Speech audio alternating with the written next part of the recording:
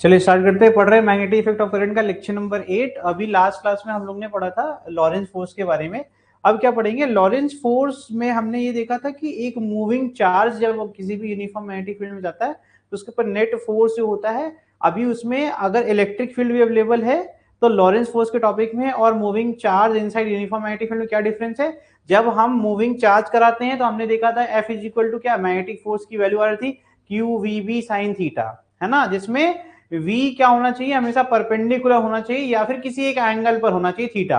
अगर वो पैरेलल हो गया मैग्नेटिक फील्ड के तो उसमें मैग्नेटिक फोर्स जीरो हो जाएगा। ठीक, फिर हमने पढ़ा लॉरेंस फोर्स। लॉरेंस फोर्स में क्या आया कि लॉरेंस फोर्स तब काम करता है जब इलेक्ट्रिक फील्ड भी प्रेजेंट हो, मैग्नेटिक फील्ड भी प्रेजेंट हो, दोनों प्रेजेंट है, किसी एक चार्ज के ऊपर लग रहा है तो एक चार्ज के ऊपर अब इलेक्ट्रिक फील्ड भी लगेगी और मैग्नेटिक फील्ड भी लगेगी।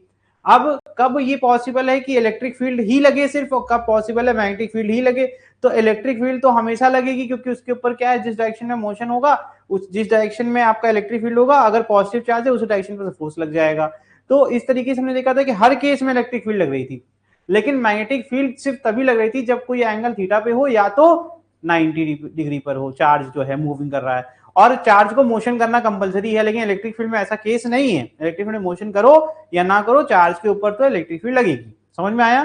तो ये कंक्लूड किया अभी हम लोग ने एक केस पढ़ के। अब क्या पढ़ रहे हैं? अब एक करंट कैरिंग कंडक्टर है, ये आपको दिख रहा हो ग्रीन कलर का, ये हमने देखो इसको कहां से लेके गए हैं, यहां पर एक दिख रहा होगा आपको यू शेप्ड बार मैग्नेट है, जिसमें मैग्नेटिक फील्ड कहां से जा रही है भाई, नीचे से ऊपर की तरफ जा रही है ना, क्योंकि नॉर्थ नीचे बनाया है तो ये नीचे से ऊपर की तरफ डायरेक्शन ऑफ मैग्नेटिक फील्ड हो गई। अब ये वायर इधर से जा रहा है ना, तो वायर में जैसे देखो ये बैटरी लगी, जैसे स्विच ऑन करेंगे तो क्या होगा, जैसे स्विच ऑन कर रहे हैं देख रहे हैं ये जो वायर है ये बाहर की तरफ जो है आपका पुश हो जा रहा है ना। तो ये क्या हो रहा है, ये कैसे हो गया, किसी ने इसको टच भी नहीं किया, अपने आप कैसे हो गया? तो हमने ये देखा कि यार जब जब हम स्विच ऑन करते हैं तभी ये बाहर जाता है, नहीं तो ये वर्टिकली आ जाता है ऐसे रेस्ट पोजीशन पर। तो अब इसमें प्रॉब्लम क्या है, इसका मतलब है कोई ना कोई इमेजिनरी फोर्स यहाँ पे लग रहा है। वो कौन सा फोर्स है? वही है आपका जो magnetic force. If a current carrying conductor is placed in magnetic field, then a magnetic force will act on the wire depending on the direction of magnitude of electric and magnetic field and the angle between the current carrying conductor and magnetic field। तो ये इसके बारे में भी पढ़ने वाले हैं अपन। तो यहाँ पर आपको फिर से एक बार लेकर के आते हैं कि direction of current is opposite direction of electron movement. तो कह रहे हैं भैया ये तो पहले से हम लोग इलेक्ट्रिसिटी में पढ़ लिया था कि भैया इलेक्ट्रॉन के अपोजिट हमारा डायरेक्शन ऑफ करंट होता है। इलेक्ट्रॉन अगर ऐसे फ्लो कर रहा है तो करंट कैसे फ्लो करेगा, इस तरीके से, है ना। यहाँ पर ये सॉरी ये हमने ये ले रखा है ऑलरेडी करंट का डायरेक्शन, दिस इज करंट ना, दिस इज करंट। तो ये डायरेक्शन ऑफ क्या हो गया, इलेक्ट्रॉन हो गया। Electron will always run away from negative and go to the positive, and current हमेशा पॉजिटिव से नेगेटिव। समझ में आ रहा है ना। तो ये हो गया तुम्हारा, बहुत सिंपल सी बात है, फिर से बना दिया। इलेक्ट्रॉन पर फोकस कर रहे हैं तो इलेक्ट्रॉन का मोशन क्या होगा, अपोजिट टू द करंट, तो the free electron inside wire. अब ये तो पिछला कंसेप्ट है, ये कहां से पढ़ करके आ रहे थे भाई, ड्रिफ्ट वेलोसिटी, है ना।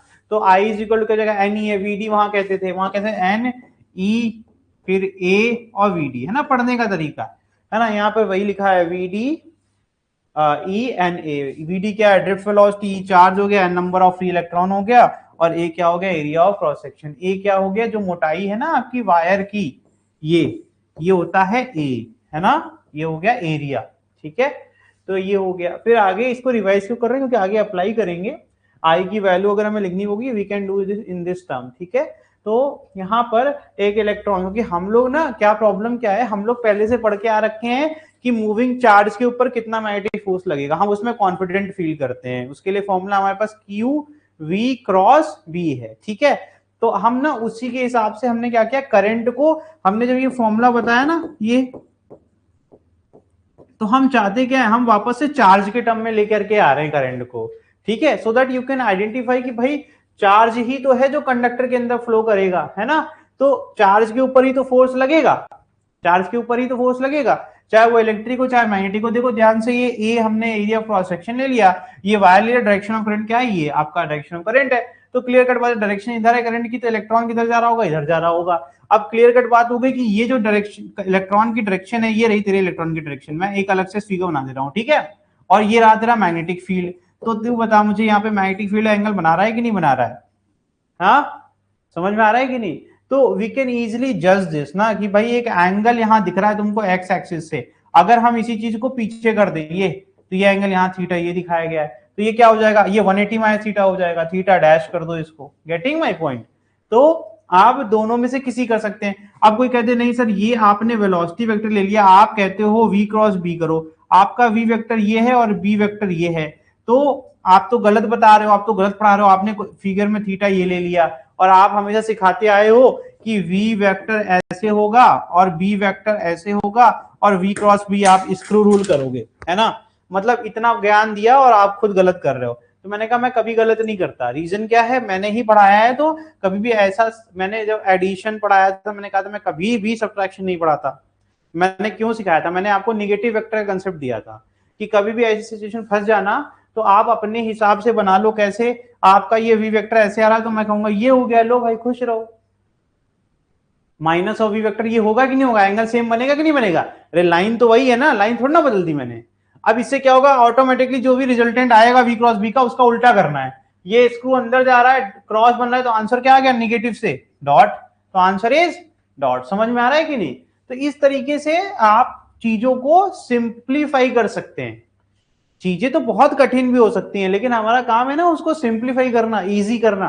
तो हमने क्या करा कि यार यही जो दिख रहा था कि अगर मैग्नेटिक फील्ड इधर जा रही है और इलेक्ट्रॉन इधर की तरफ फ्लो कर रहा है और वो एंगल वायर जो है, वायर एक एंगल बना रहा है मैग्नेटिक फील्ड से थीटा, तो मैंने वायर के अंदर ही तो चार्ज फ्लो करेगा स्ट्रेट लाइन में, तो मैंने कहा वायर का एंगल ही ले लेता हूं, तो ये वी क्रॉस बी बनाना था लेकिन मेरा वी उल्टा हो रहा था, है ना, तो मैंने इसका निगेटिव बना लिया जिससे कि मुझे डायरेक्शन मिलने लगी। समझ में आ रहा है ना मैं क्या कहना चाह रहा हूं। तो now you should understand this कि किस तरीके से हम सिंप्लीफाई करने से फायदा क्या होता है हमको। तो अब देखो वापस से, अब यहां पर जो एंगल है अगर ये यहां पर थीटा है, ठीक है, तो हम वी क्रॉस बी करेंगे, है ना, ये देखो यहां पर this is B and this is V D, इधर की तरफ जा रहा है, ये इधर थीटा बन रहा है, तो अगर हम कह रहे हैं ये जो यहां थीटा बन रहा है वही थीटा यहां बनेगा, वही थीटा यहां बनेगा कि नहीं बनेगा। तो अगर हम यहां पर करना चाहें तो इसमें हमें कोई टेंशन नहीं है, ये मेरा हो जाएगा v और ये हो जाएगा मेरा b, फिर से वही बात हो गई, अपोजिट है कि नहीं है। तो इस तरीके से आप जब निगेटिव साइन, इलेक्ट्रॉन जो आपका है वो निगेटिव साइन लेकर के आएगा कि नहीं आएगा, तो आप थंब रूल से कर लीजिए, आप चाहे थंब रूल से कर लीजिए चाहे आप स्क्रू रूल से कर लीजिए, आपको आंसर तो मिल ही जाएगा। समझ में आ रहा है कि नहीं। तो अगर हमें यहां पर फॉर्मुलेशन करना है तो हम किस तरीके से फॉर्मुलेशन करेंगे, अब वो चीज लिखिए, इसमें लिखिए F M will be equal to what, minus of E V cross B, electron भी तो है माइनस से, देखो अंत में फिर से क्रॉस ही पहुंचोगे तुम जितना भी दिमाग लगा लो अंत में देखना वहीं पहुंचोगे क्रॉस पर। कैसे, फिर से दिखा दूं एक बार और, आखिरी बार दिखा दूं, एक बार और देख लेना, v क्रॉस b तुम करोगे, है ना, तुमने कहा ये माइनस v क्रॉस b करेंगे, मैंने कहा ठीक कर रहे हो, ठीक। अब बताओ ये माइनस माइनस कैंसिल हो गया कि नहीं हो गया, अंत में रिजल्टेंट वहीं आया कि नहीं, क्रॉस, क्रॉस पे से शुरू किया था और क्रॉस पे खत्म किया कि नहीं किया, साइन ऑफ थीटा और डायरेक्शन क्या आ गई, तो आएगा तो बेटा वही, हम कितनी मेहनत कर लेंगे आएगा तो क्रॉस ही, लेकिन उसका रीजन कुछ और है, क्योंकि सर हम इलेक्ट्रॉन पे फोकस कर रहे थे इसलिए क्रॉस आया, लेकिन मेरा कहीं कंसेप्ट गलत है, नहीं, हम लोग सर जब v क्रॉस भी करेंगे तो उसमें डॉट आएगा लेकिन चार्ज निगेटिव है इसलिए वो क्रॉस हो गया। समझ में आ रहा है, ये मैंने पहले भी पढ़ा रखा है कि पॉजिटिव के लिए सेम डायरेक्शन चलेगा और निगेटिव चार्ज के लिए लिखवाया था ना एक लाइन मैंने कि अपोजिट कर देना, तो समझ में आया, डॉट निकाल के क्रॉस कर दिया, ठीक। तो ये है रीजन, लिख लो।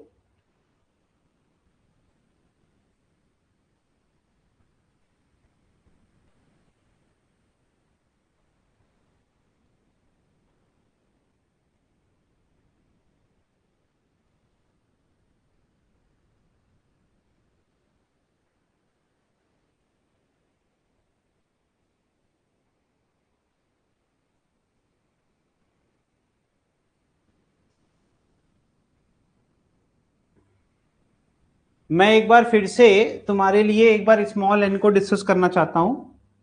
मैं स्मॉल एन क्या था, स्मॉल एन था number of free electron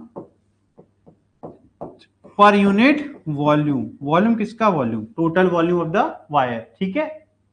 small N क्या था, है ना, ये आ गया, तो पर यूनिट वॉल्यूम आ गया, ठीक। अब मुझे जितने वॉल्यूम का निकालना होगा मैं क्या करूंगा, स्मॉल एन का मल्टीप्लाई कर दूंगा उससे ना। समझ में आ रहा है कि नहीं आ रहा है। तो अगर आपको कभी भी किसी एक एलिमेंट का, मतलब किसी ने कह दिया कि वायर के इतने पोर्शन का मुझे बताओ कि इसमें कितने चार्ज हैं, कितने इलेक्ट्रॉन्स इसमें हैं, तो क्या करोगे, एन अपॉन बी को मल्टीप्लाई नहीं कर दोगे उतने वॉल्यूम से। तो इस तरीके से हम किसी भी समय ये निकाल सकते हैं नंबर ऑफ, तो हम निकाल के दिखाते हैं तुमको, ठीक। तो अगर इस केस को देखो, हमने ये निकाल लिया, ठीक है। अगर हमें नंबर ऑफ इलेक्ट्रॉन निकालना है किसी एलिमेंटल रीजन में, मैंने एक एलिमेंट ले लिया यहां पर, ये देखो ये एलिमेंट है जिसकी लेंथ कितनी है डीएल, लेकिन सब जगह एरिया मोटाई तो सेम होगी ना, एरिया ऑफ क्रॉस सेक्शन सब जगह सेम होगा कि नहीं होगा। लेट मी सी, दिख रहा है कि नहीं, नहीं दिख रहा, कोई बात नहीं, इसको कलर ही चेंज कर देंगे हम, है ना। ये यहां से यहां तक की लेंथ हमने क्या ले ली, डीएल, और इसकी ये मोटाई, इसका एरिया ऑफ क्रॉस सेक्शन भी सेम रहेगा कि नहीं रहेगा, तो एरिया ऑफ क्रॉस सेक्शन क्या हो गया, ए, ठीक। तो आप मुझे बताइए सर ये वॉल्यूम ऑफ एलिमेंट है कि नहीं है, सिलेंडर मैंने पढ़ाया है ना, मैं इसको ऐसे बना देता हूं आपके लिए, ये एरिया होगी बेटा, और इस सिलेंडर वायर का जो लेंथ है वो कितना लिया मैंने, ये मैंने डी एल लिया। अब तो मानोगे कि अभी भी नहीं मानोगे, यार ब्लैक पे रेड कलर बड़ा अच्छा दिख रहा है, हमने यूज ही नहीं किया कहीं, अब यही यूज करेंगे, ठीक है। तो दिख रहा है ये हो गया, यानी मैंने तुम्हें सिखाया कि स्मॉल एन क्या होता है सर, टोटल जो वॉल्यूम है उससे डिवाइड कर दिया टोटल नंबर ऑफ, तो इसको मैं खोल के लिख दूं, capital N upon capital V into volume of element, यही लिखा हुआ है बेटा, है ना। इससे क्या मिल गया, उस छोटे से टुकड़े में कितने इलेक्ट्रॉन उपलब्ध है, समझ में आ रहा है। अब ये दोनों तरफ एन एन हो गया, क्या यार, इसको एन डैश कर दो, ठीक है, समझाने के लिए, फिर उसके बाद में हटा दूंगा। चलो, तो force on all electron in elemental region, ये तो एक इलेक्ट्रॉन का हो गया, तो क्या करेंगे, टोटल नंबर ऑफ इलेक्ट्रॉन से मल्टीप्लाई नहीं कर दोगे, तो ये आपका मल्टीप्लाई हो गया। तो आपने क्या निकाल लिया, इस छोटे से जो आपका टुकड़ा है वायर का, उसमें कितना मैग्नेटिक फोर्स लग रहा है, तो हमने यहाँ पे डायरेक्टली लिखा D F M is equal to, अगर है small N A D L E V D B sine theta, ठीक है, समझ में आ रहा है, ये पहचान ले रहे हो ना, ये क्यू वी बी लिखा हुआ है ना, और वी क्रॉस बी को वी बी साइन थीटा लिख दिया, ठीक है, दिख रहा है ना, Q V B sine theta लिखा हुआ है, कोई डरेगा नहीं। अब यहां से ये आपका वॉल्यूम हो गया, अब ये सब छोटू सा आपका फोर्स है, टोटल फोर्स निकालना है, तो क्या करेंगे सर, है ना, इंटीग्रेशन करेंगे, टोटल वॉल्यूम निकालेंगे, कर लोगे ना, यहां से करके दिखाओ मुझे कुछ।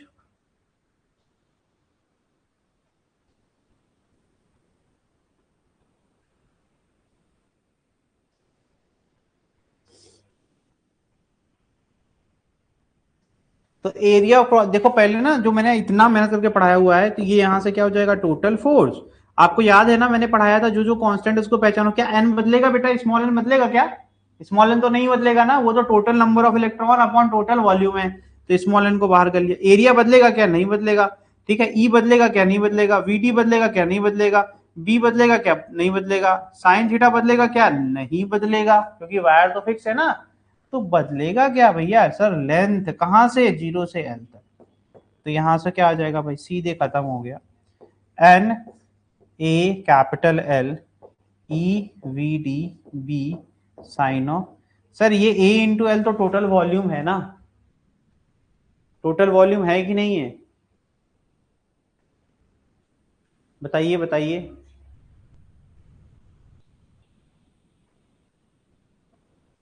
है ना, तो कर डालो।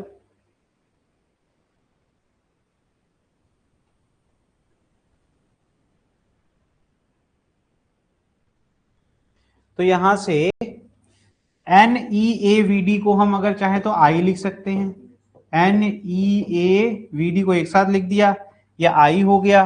फिर E B sine theta L को एक साथ लिख लेंगे, है ना, तो दिस बिकम्स व्हाट, करंट, और ये क्या बन गया, ये तो चार्ज है ना, और ये हो गया बी, ये हो गया साइन थीटा, और ये हो गया। तो यहां से फिर से वही हम पहुंच रहे हैं धीमे धीमे, ई तो दो दो बार लिख गया है ना मुझसे गलती से, ई दो दो बार लिख गया है ना, तो मैंने ई हटा दिया। तो यहां से देखो I B L sine theta दिख रहा है तुमको, तो यहां से एक फाइनल फॉर्मूला आया, IBL साइन, एक नया फॉर्मूला बन गया। तो now you have new formula that is IBL sine. मजा नहीं आ रहा है भाई इस कलर में, कुछ ज्यादा ही डार्क है ये। IBL साइन थीटा, ठीक मेरे भाई।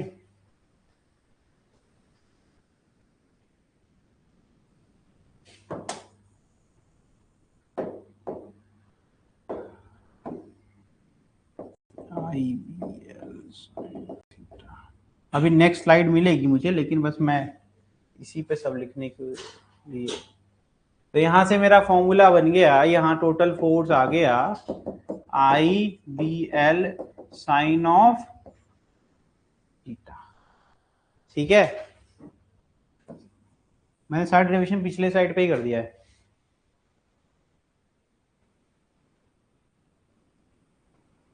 अब मुझे चाहिए कि मैं वेक्टर में करके बताऊं।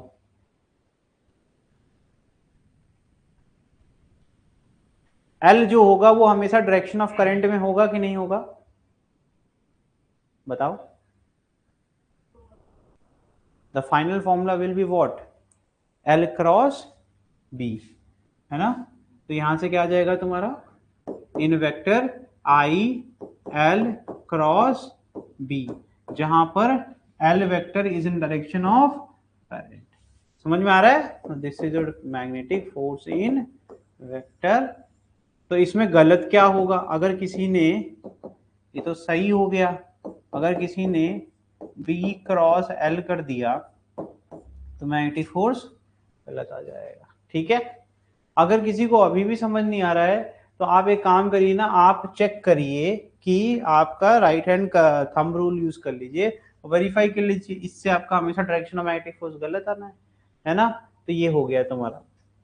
तो force on straight current carrying wire अगर लिखना हो तो हम क्या लिखेंगे, we will write I L cross B, ये हो गया। अब जरा अलग अलग केसेस पढ़ लेते हैं।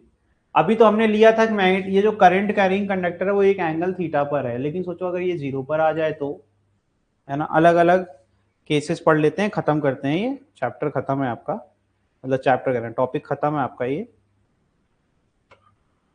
देखो केस नंबर 1, जब थीटा क्या है जीरो, साइन जीरो क्या होता है जीरो, तो फोर्स, मैग्नेटिक फोर्स क्या हो जाएगा जीरो, ठीक है।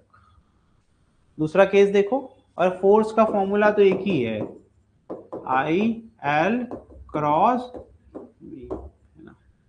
दूसरा केस थीटा अगर क्या हो जाए 180, ठीक है, करो फिर से, आई एल क्रॉस, यहां क्या हो जाएगा, साइन 180 क्या होता है जीरो, फिर से क्या हो गया, फिर से F M is equal to I L cross, ठीक बेटा, थीटा क्या है 90, ये बेस्ट है, यहां पर आ जाएगा मैक्सिमम, है ना, मैक्सिमम फोर्स होगा इस समय। ठीक, आपको दिख रहा है रोटेट करता दिख रहा है कुछ कुछ आपको, है ना। अगर इस पे रहेगा तो इसमें फोर्स लगेगा इसको घुमाने के लिए। चले भाई आगे। अगर हम कह रहे हैं कोई आर्बिट्री शेप है, टेढ़ा मेढ़ा कोई शेप है, तो उसकी, ये बड़ा इंपॉर्टेंट केस है, याद रखना। एल कोई भी ऐसा वायर आप ले लो, नॉन यूनिफॉर्म वायर को नॉन यूनिफॉर्म कहते हैं ना, आप हमेशा स्टार्टिंग ऑफ द वायर और एंड ऑफ द वायर, है ना, उसको लेंगे और उसको एक स्ट्रेट लाइन से जोड़ देंगे, और ये जो डिस्टेंस आएगी यही हमें एल की वैल्यू लेनी है हमारे फॉर्मूले में। समझ में आ रहा है। तो ये हमेशा याद रखना, आर्बिट्री करंट कैरिंग वायर के लिए जो हमारा एल है वो एल ये नहीं होगा, हमारा एल इफेक्टिव लेंथ होगा, ठीक है। तो ये होगा एल ए सी, यही है इस स्पेशल केस में कि यहाँ पर ये गलती हमें नहीं करनी है। तो अगर हमें इसको वेक्टर में लिखना हो तो मैं क्या लिखूंगा, एल ए सी, आई तो रहेगा ही, है ना, क्रॉस, है ना, ये लिखूंगा मैं, ठीक बेटा, ये लिखो।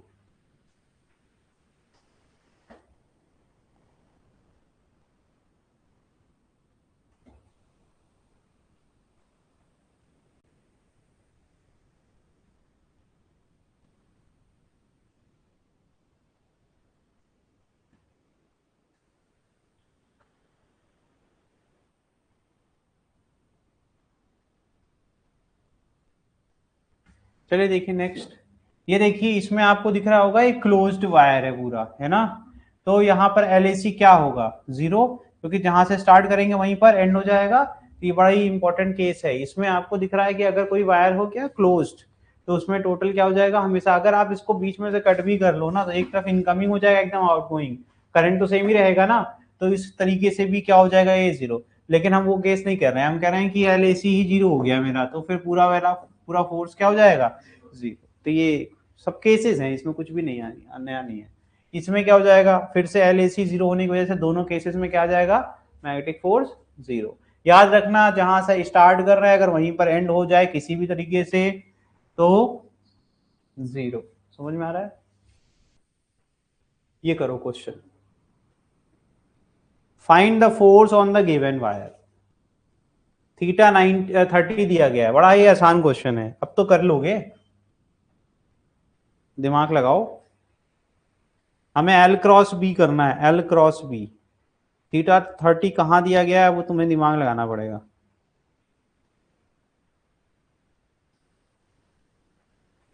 कौन सा ऑप्शन सही होगा, ये वाला होगा, ये वाला सही होगा, क्यों, है ना, सही कह रहे हो। अरे गधे, ये देखो डॉट बना है, बी बाहर की तरफ है, तो इस पूरे के पूरे प्लेन की सही परपेंडिकुलर, यानी एल के तो परपेंडिकुलर ही है, यही तो क्वेश्चन फंसाने वाला था। L is perpendicular to B, theta should be 90, तो एल क्रॉस बी करना है तुमको मेरे भाई, ये है फॉर्मूला। तो ये जाएगा ILB sine of 90, the answer is IL। फंसाने वाला क्वेश्चन होता है, इसमें भी फंसा ही रहे हैं, क्या ही क्वेश्चन है ना। Find the net force on the wire AB इस तरीके से ये वी शेप्ड वायर बनाया है, हमें इफेक्टिव लेना होता है, इफ यू रिमेम्बर LAC वाला वायर मैंने बताया था। करो करो सॉल्व करो।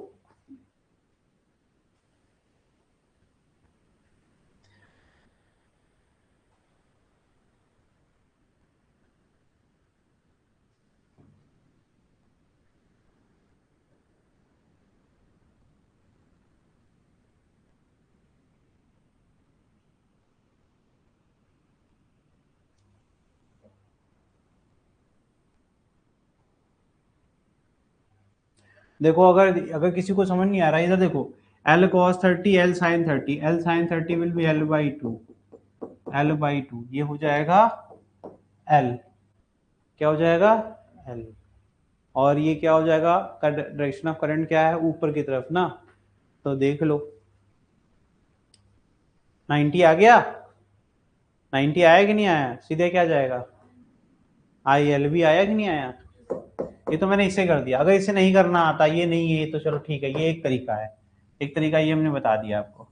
अगर ये नहीं आता तो क्या करेंगे, कुछ नहीं करेंगे, दो ले लीजिए, दो वायर ले लीजिए अलग अलग, दोनों का सॉल्व कर लीजिए और ऐड कर दीजिए नेट, है ना। तो सॉल्व करिए भाई इनको फटाफट।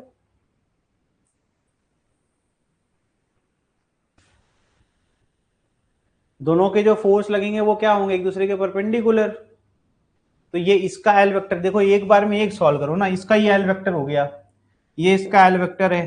पहली बात तो बी क्या हो जाएगा, B will be what, perpendicular, है ना, अंदर की तरफ, है ना। तो जाना कहां से है, ये ऐसे एक लाइन बना लो, तो एल क्रॉस बी करना है, L cross B.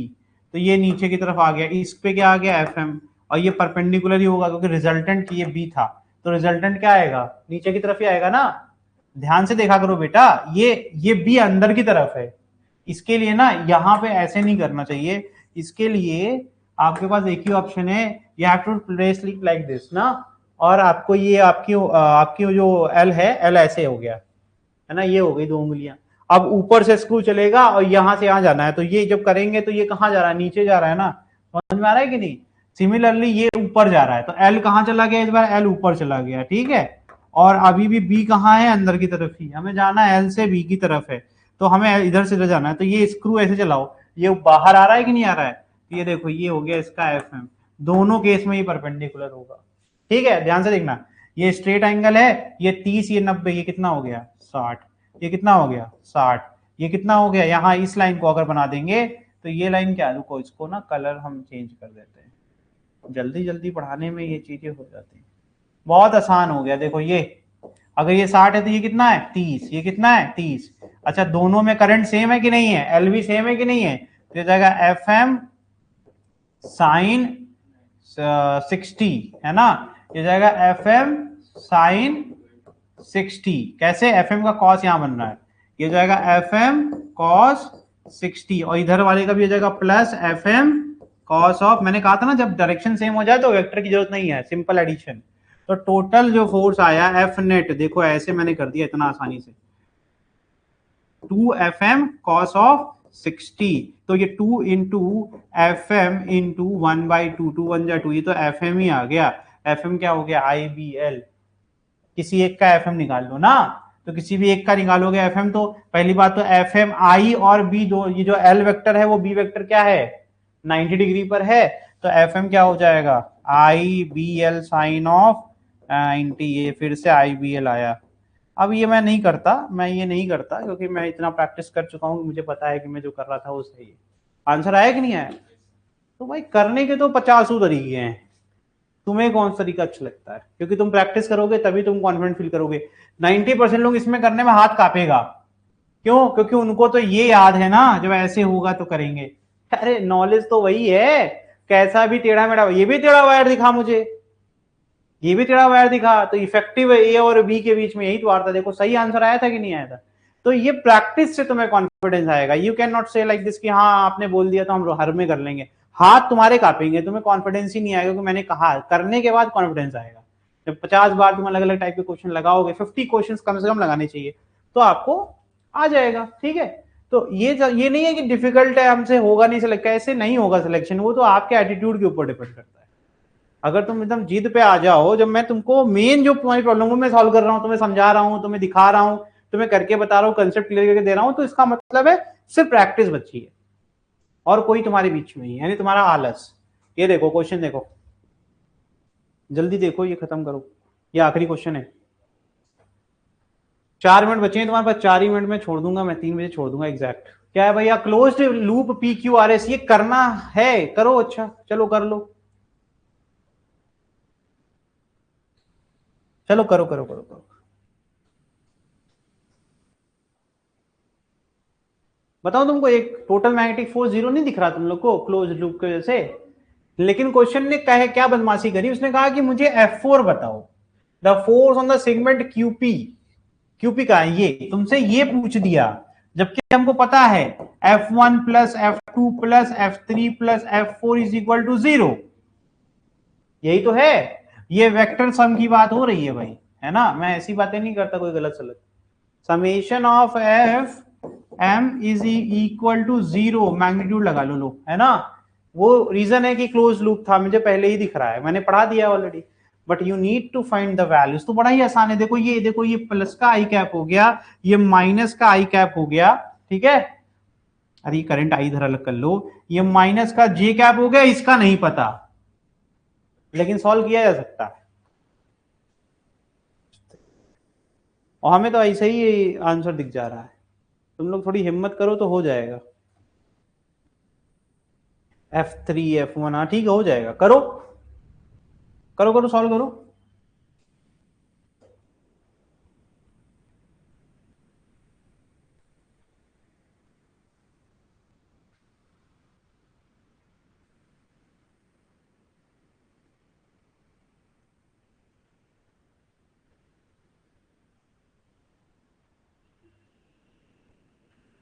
Minus plus में हो जाएगा, प्लस माइनस में हो जाएगा, खत्म, ऐसे ही क्वेश्चन दिख रहा है मुझे। इधर देखो मैं ऐसे ही कर दे रहा हूँ सॉल्व, वर्बली कर दे रहा हूँ। तो F M is equal to क्या है 0, एफ एम कैसे लिखेंगे, चलो F4 का नहीं पता है ना, F4 का यहाँ एन वेक्टर ऐसे लिख दे रहा हूँ एज इट इज, नहीं पता ना अभी मुझे, फिर मुझे क्या पता है, मुझे प्लस F3 का आई कैप माइनस F1 का आई कैप, है ना, फिर माइनस F2 का जे कैप इज इक्वल टू 0, सबको एक तरफ कर दो, F4 को छोड़ दो, है ना, F4 को वेक्टर फॉर्म में लिख दे रहा हूं ताकि अब मैग्नीट्यूड डायरेक्शन एक साथ हो गए। तो बताओ ये प्लस में था, ये माइनस हो जाएगा, बाकी सारे प्लस हो जाएंगे, तो ये F1 माइनस F3 का आई कैप, फिर ये प्लस का F2 का जे कैप, इतना करने में तुम लोग को टाइम लग रहा है, और ये आई और जे है under root of this square plus this square, option number बेटा ये आपकी बेसिक मैथमेटिक्स है, फिजिक्स की कोई प्रॉब्लम ही नहीं है। We are weak at calculative and analytical skill. अब वो पढ़ा हुआ है बेसिक मैथ में नॉलेज। क्या आप लोगों को सिखाया नहीं था आई कैप जे कैप के कैप के फॉर्म में अगर हो तो कुछ नहीं करना है, उसके आगे जो भी लिखा उसका स्क्वायर करते जाओ और रूट में कर दो, ये सिखाया था ना मैंने। तो ये दिख नहीं रहा था तुमको डायरेक्शन, रिजल्टेंट निकालना था, इतना आसान था ये। हो गया कि नहीं हो गया? मैग्नीट्यूड चाहिए था तो ये हो गया। तो तुम्हारा मैंने फोर्स वाले जितने टॉपिक है वो सारे खत्म कर दिए मैग्नेटिक फोर्स वाले, ठीक है। लॉरेंस फोर्स भी पढ़ा दिया, moving charge inside uniform magnetic field पढ़ा दिया, और मैग्नेटिक जो आपका एक करंट कैरिंग कंडक्टर है इनसाइड यूनिफॉर्म मैग्नेटिक फील्ड पढ़ा दिया। अब एक स्पेशल केस पढ़ाना है, अगली क्लास जब मिलेंगे हम लोग तो उसमें जब मैं स्टार्ट करूंगा तो मैं लिख के पढ़ाऊंगा, उसमें आपको कुछ स्पेशल केसेस पढ़ाऊंगा। स्पेशल केसेस में क्या होगा कि दो पैरेलल करंट कैरिंग कंडक्टर हैं तो वो एक दूसरे पे कैसे फोर्स लगाते हैं और अट्रैक्ट होंगे या रिपेल होंगे। दूसरा एक होगा कि एक हम देखेंगे कि अगर हमारे पास इस तरीके की सेटअप हमें बनाना है कि सच दैट एक हैंगिंग ऐसे हवा में वायर रहेगा जो हवा में हैंग करना चाहिए, बाकी नीचे हमारा फिक्स्ड वायर रहेगा, मतलब वो कुछ इस प्रकार का फोर्स लगाना चाहिए कि ये mg जो इसका नीचे की तरफ होगा उसके बराबर ये ऊपर की तरफ फोर्स, तो वो उसको कहते हैं हम लोग इक्विलिब्रियम, ठीक है। ये दो टॉपिक हम पढ़ेंगे, उसके बाद फोर्स का कुछ भी बात नहीं करना है, उसका स्टार्ट कर देंगे हम लोग मैग्नेटिक डाइपोल और डाइपोल के बाद टॉर्क, ठीक है। चलिए आज के लिए इतना है।